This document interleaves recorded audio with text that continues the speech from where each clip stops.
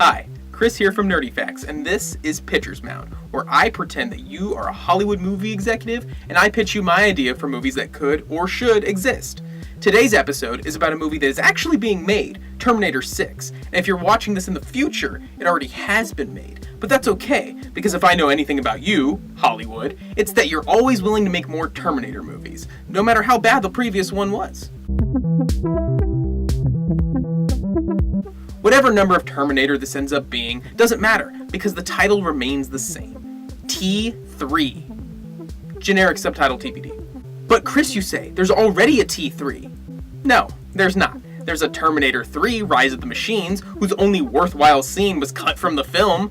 Hi, I'm Chief Master Sergeant William Candy. So technically, the title T3 is still up for grabs. Now the reason I want to call it this is because I want to erase every Terminator movie since T2 and make a direct sequel to that film. There are so many plot inconsistencies and different actors playing the same characters that looking at the series as a whole is just a muddled mess. What happened to the plasma weapons? Where was Sam Worthington's plot going? And what in God's name was happening in Terminator Genesis? All questions we don't need to answer if we erase them. So the question becomes, how do you follow up T2? Now, Salvation actually had the right concept. There's no point in making more movies about trying to stop Judgment Day. We know it's going to happen. So in my T3, the war is already in full swing. It's set a little bit after Kyle Reese is sent back in time in the first film, but before John Connor sent back a reprogrammed Terminator in the second one. We'll open with a quick crawl that explains why the war started and where we are, just like the first one did. The story follows a group of soldiers under the command of Resistance leader John Connor. We immediately establish that plasma weapons exist in an opening scene in which a prototype T-1000 sneaks into their base and slowly makes its way through by silently killing soldiers and morphing its appearance to replace them. It's eventually noticed by some guard dogs and a fight ensues. Soldiers have never seen this kind of Terminator and they're pretty helpless in fighting it. See, T2 wrote itself into a corner by making the T-1000. There's no way to top something that powerful. They tried in Rise of the Machines by making the TX, a hybrid of liquid metal and endoskeleton robot like the T-800, but all that did was make the liquid metal useless. It also failed to solve the one flaw that the T-1000 had. It can still be destroyed by extreme heat. Putting a T-800 inside it does nothing to combat that. Why upgrade it at all if you can't fix your only problem?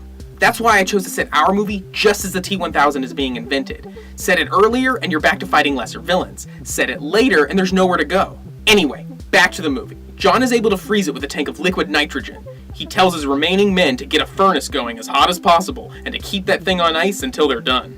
At this point, John knows he's running out of time. If Skynet has a T-1000, then they aren't far from sending it back to kill him as a child. That means he needs to get his hands on a fully functioning T-800, reprogram it, and send it back to protect him. Now, most machines that they encounter are just skeletons, and when they try to capture those, they usually just detonate and kill everybody around them. They have managed to repair one that they've killed, but it has no organic tissue, and it can't be sent back in time. The only way to get their hands on a fully functioning T-800 would be to break into Skynet and grab one right off the assembly line. So that's exactly what they're gonna do.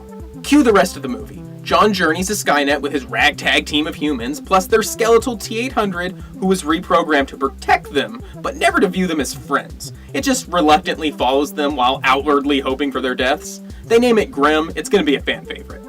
On their journey, John is still dealing with the psychological implications of sending his own father back in time, just to ensure his own existence. Not to mention, the implication that free will is an illusion, and he's just following a script for his life that's already been laid out. But also, cool robot fights.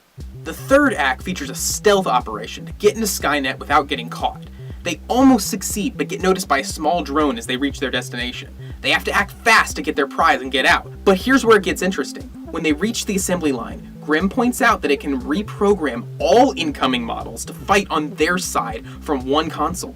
The stealth mission turns into an enormous battle of machine versus machine. Then, it happens. There's a huge power surge that shuts down production.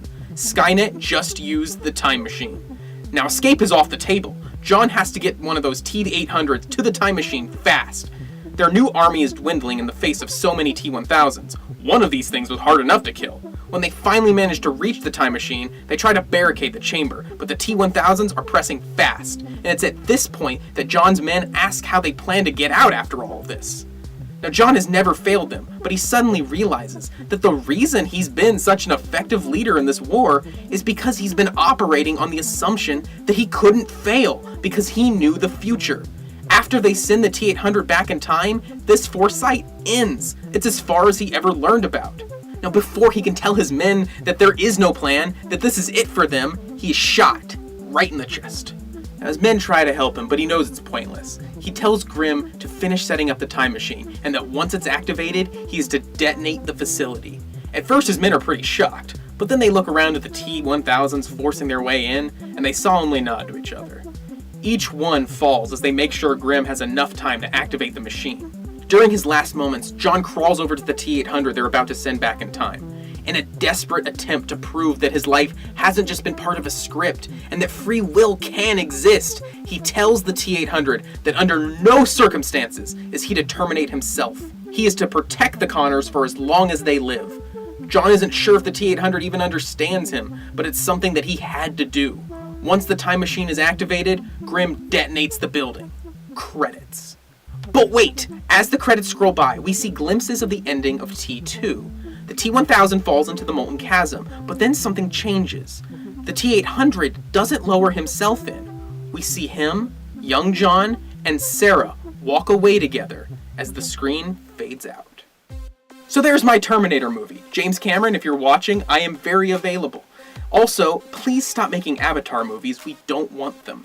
To everyone else, I hope you enjoyed this pitch. Tell me in the comments your ideas for a Terminator movie, and don't forget to subscribe to hear the next pitch. See you guys.